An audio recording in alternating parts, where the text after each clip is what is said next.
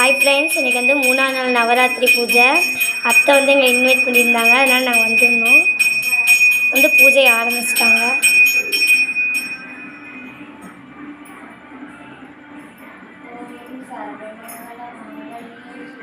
பாட்டு பாட ஆரம்பிச்சிட்டாங்க.